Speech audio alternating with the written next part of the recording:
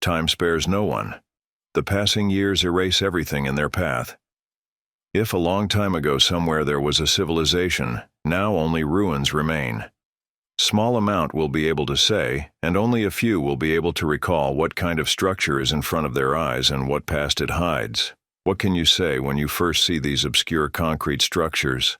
Someone can call it a barn, another one can think that it is a kind of chapel, and many different other options, and etc. But what is it really? To find it out, you need to go back almost a century ago and to a completely different state. The Imperial Rescript of Education was published in Japan on October 30th, 1890, immediately after the adoption of the Meiji Constitution. This rescript carried the ideas of nationalism, Tennoism, and militarism into school life. In fact, being a constitution adapted for the common people. After the release of the rescript, standards were developed for the arrangement of schools, taking into account the conditions necessary for moral education. Such places for schools near to historical monuments, Shinto shrines, and etc. were chosen to bring up and teach children. According to the standard in the school complexes, besides the premises for classrooms, the teacher's room, and the assembly hall, there should have been a place where sacred relics would be kept, a portrait of the emperor and a copy of the text of the Imperial Rescript on Education, a set of laws and regulations that determined the priority of the emperor's power over mine subjects. The school leaderships and teachers were strictly instructed that in case of fire or other disasters, these relics should be rescued in the first place. Throughout the empire and on Karafuto, including in Imperial Japan at the beginning of the Showa era between 1910 and 1945, small temples were built where photographs of the current emperor and empress were located, along with a copy of the highest rescript on education, signed by Emperor Meiji. Its were concrete structures in the form of small Shinto shrines, Hoanden, and the Hoanden itself began to be called nothing more than the altar of the imperial family. These fireproof pavilions stood near every Japanese school. Hoanden was usually established in elementary schools and in a number of other institutions. It served as a place to honor the Emperor of Japan. In terms of architecture, some resembled Greek temples, others resemble small Shinto shrines.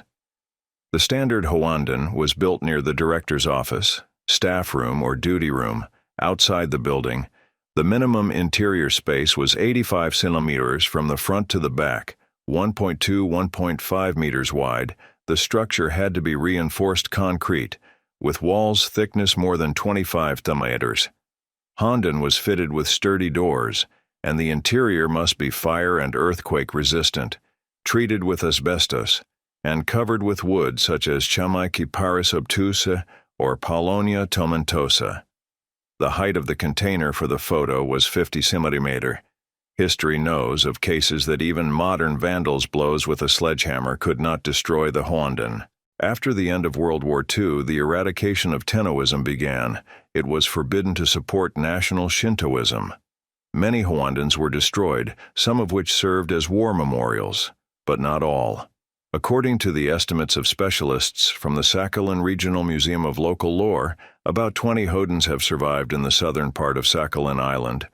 All of them are in a dilapidated state, and only a few retain a more or less integral appearance. In total, Karafuto had 11 gymnasiums, 140 primary and 126 secondary schools, 11 secondary special schools.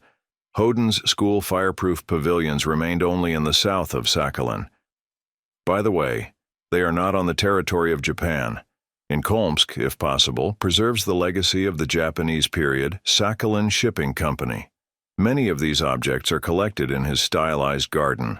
The company management agreed to accept all school pavilions. The ruins remain in the same place since the historical and cultural center does not have the ability to transport it. A couple of years ago, the Ministry of Culture of the Sakhalin region sent design estimates for the repair and reconstruction of these facilities in preparation for the 70th anniversary of victory, and nothing has changed. The objects of cultural heritage of the Karafuto period, as explained by the Deputy Director of the Historical and Cultural Center, are not on the balance sheet of municipal property, and funds for their maintenance and preservation are not provided. This is a problem not only for the area, but for the entire Sakhalin region. Until the Russian and Japanese sides solve it, the monuments are gradually being destroyed. However, some especially enterprising citizens have figured out why to break such a convenient booth. Through the holes in the rusty door, you can see that brooms, shovels, and rakes are now in place of the coat of arms and flag, imperial portraits, samurai awards, and trophies.